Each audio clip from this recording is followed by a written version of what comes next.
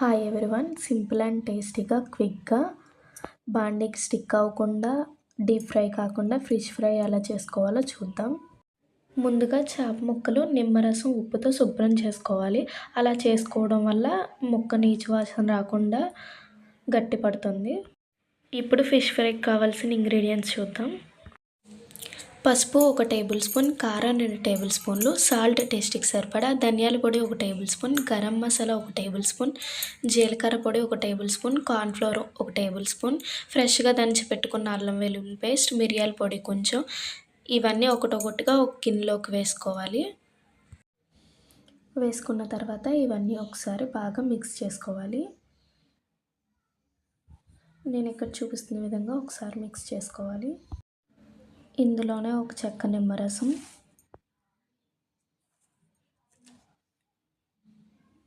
వేసుకొని మళ్ళీ కలుపుకోవాలి.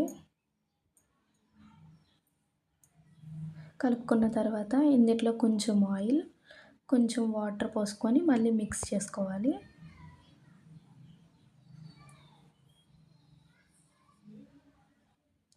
వాటర్ కొంచెం ఎక్కువే పడుతుంది, చూసుకొని మనం వాటర్ పోసుకోవాలి.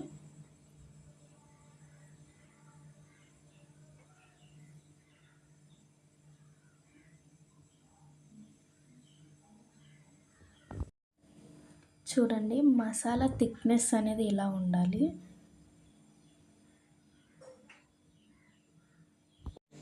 ఇప్పుడు ఈ పేస్ట్లో మనం ఉప్పు సరిపోకపోయినా కారం సరిపోకపోయినా ఇక్కడే టేస్ట్ చూసుకొని వేసుకోవాలి. అలా కలుపుకున్న ఈ పేస్ట్ని బాగా ముక్కలకు పట్టించాలి.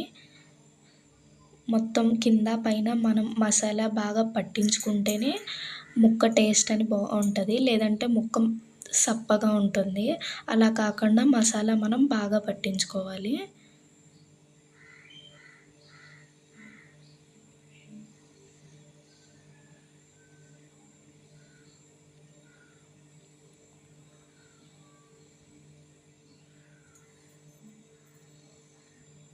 ఇలా మసాలా మొత్తం పట్టించుకున్న ఈ ముక్కల్ని మనం ఒక గంట సేపు ఫ్రిడ్జ్లో మ్యారినేట్ చేసుకోవాలి. మ్యారినేట్ చేసుకోవడం వల్ల ఆయిల్లో మసాలా వదలకుండా ఉంటుంది, టేస్ట్ బాగుంటుంది. ఇప్పుడు స్టవ్ మీద కడాయి పెట్టుకొని ఆయిల్ బాగా హీట్ చేసుకోవాలి.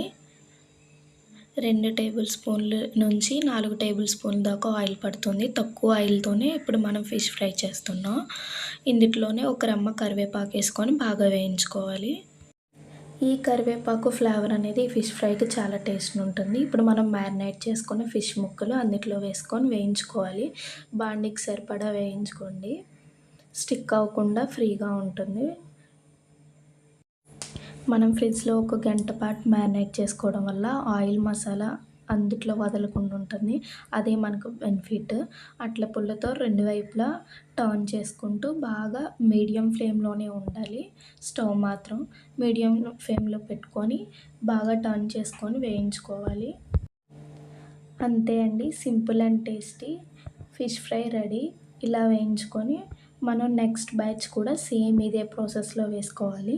నేను చెప్పినట్టుగా ఉంటే మీ ఫిష్ ఫ్రై అసలు ఫెయిల్ అవ్వదు. నెక్స్ట్ బ్యాచ్ కూడా ఇలాగే వేసుకోవాలి. కాకపోతే ఇందులో మనం ఫస్ట్ వేసిన కరివేపాకులు తీసేస్తే అవి చేదు తెగకుండా ఉంటాయి ఆయిల్లో. చూసారు కదా ఎంత ఈజీగా simple and tasty fish fry ready చేసుకున్నామో. ఈ చల్లని వాతావరణంలో వేడి వేడి అన్నంలో చారు వేసుకొని నంచుకొని తింటే సూపర్ ఉంటుంది. వీడియోలు నచ్చితే లైక్ చేయండి.